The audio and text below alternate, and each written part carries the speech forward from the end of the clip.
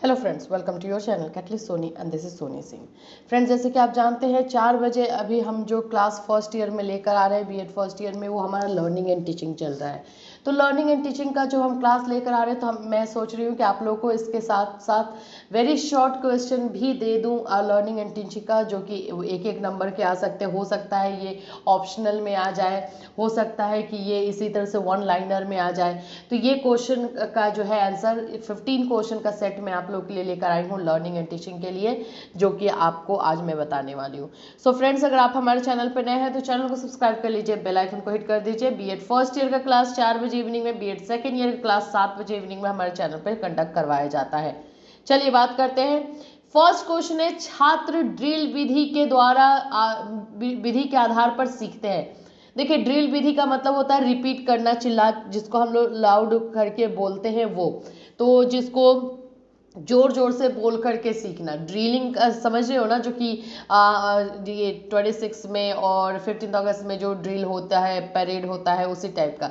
तो जोर जोर से बोलना और रिपीट करना, तो वो उस विधि से क्या क्या सीखते हैं, तो उससे ज़्यादातर काउंटिंग, कविता, यही सब सीखते हैं। तो इसमें लिखा हुआ है पहाड़े है, गिनती है, कविता है, तो इनमें से कोई भी ऑप्शन में रहेगा तो उसको आप टिक कर देंगे, ठीक है।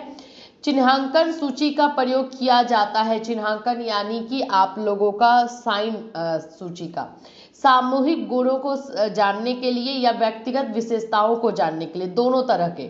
या तो हो सकता है कि ग्रुप में जो क्वालिटीज है उसको हम जानने के लिए चिन्ह, किसी तरह का चिन्ह लगा सकते हैं, या फिर व्यक्तिगत किसी पर्सनल इंसान के बारे में जानने के लिए कर सकते हैं। तो ये दोनों में होता है, सामूहिक एंड व्यक्तिगत में। तीसरा है, शिक्षण को प्रशिक्षण भी कहते हैं। ये किसका कथन है? तो भाई ये बैन का कथन है, ये कथन है और ये बैन ने बोला है। बहुविकल्पीय प्रश्न बच्चों की योग्यता का आकलन करते हैं। जो एमसीक्यूज होते हैं जिसमें 4 ऑप्शन दिए हुए रहते हैं, उसमें से एक आपको चूज करना रहता है। उसमें आपकी किस एबिलिटी का जो है असेसमेंट होता है, तो उसमें होता है सही उत्तर पहचानने का, recognition of correct Uttar, correct answer, ठीक है। बहुविकल्पीय यानी एमसीक्यू से हम जो है सही उत्तर पहचानने की योग्यता हमारे अंदर डेवलप होती है और हम उसका असेसमेंट करते हैं।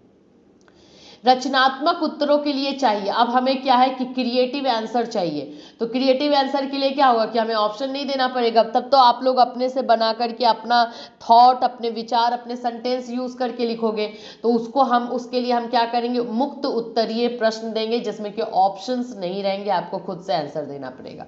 साक्षात्कार किस उपकरण का उदाहरण है? साक्षात्कार जो इंटरव्यू मेथड होता है, जो मैंने आपको बताया भी है, ये किस उपकरण का है? तो स्व आख्या तकनीक, यानी कि खुद जो है अपने बारे में बताना, सेल्फ एक्सप्लेनेशन एक टेक्निक है जिसमें आप क्वेश्चन करते हो और मैं खुद अपना आंसर दे रही हूँ, तो सेल्फ एक्सप्लेनेशन टेक्निक बोलते हैं इसको। मौखिक परीक्षा का उपयोग सर्वप्रथम किसने किया? जो हमारा ओरल एग्जामिनेशन होता है, जिसको हम वाइवा भी बोलते हैं, उसका सबसे पहले यूज किसने किया था? तो ग्लेडाइट्स। किसने किया था? ग्लेडाइट्स। सीखना सबसे पहले प्रस्तावित किया, सीखना जो है किसने सबसे पहले प्रस्तावित किया है? तो पावलोव ने। किसने? पावलोव ने। इन्होंने एक्सपेरिमेंट भी किए हैं, कुत्ते पे जो एक्सपेरिमेंट किया था उसके बारे में आप लोगों को पता है, स्टिमुली एंड रिस्पॉन्स को लेकर के। स्किनर ने प्रयोग किया है, स्किनर ने भी एक्सपेरिमेंट किया है, तो इन्होंने चूहों और कबूतरों पर किया था।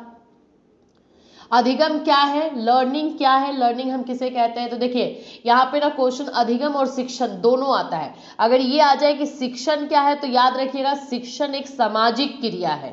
शिक्षण को हम क्या बोलते हैं? सामाजिक क्रिया बोलते हैं, सोशल एक्टिविटी बोलते हैं। लेकिन अधिगम जो है मेंटल एक्टिविटी है। अधिगम सामाजिक क्रिया नहीं है, अधिगम मेंटल एक्टिविटी यानी कि मानसिक क्रिया है, ठीक है।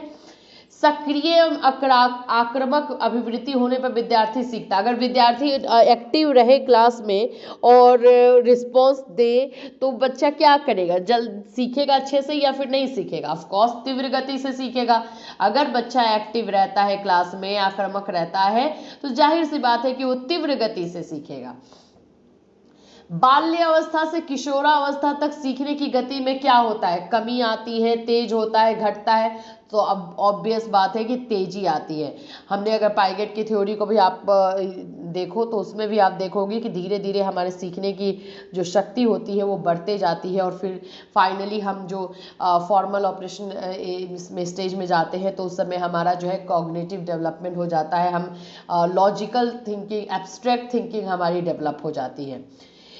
एक बालक गर्म स्टोव को छूता है जिससे उसका हाथ जल जाता है, जिससे दोबारा वह उस स्टोव को नहीं छूता, तो बालक का यह व्यवहार क्या कहलाता है? देखिए, अधिगम का डेफिनेशन ही है कि बिहेवियर में चेंजेस, आप कुछ ऐसा कीजिए जिससे आपके बिहेवियर में परिवर्तन आ जाए। तो भाई यहाँ पर बच्चा जो है अपने एक्सपीरियंस से सीख रहा है, तो इसको हम क्या बोलेंगे? अधिगम बोलेंगे।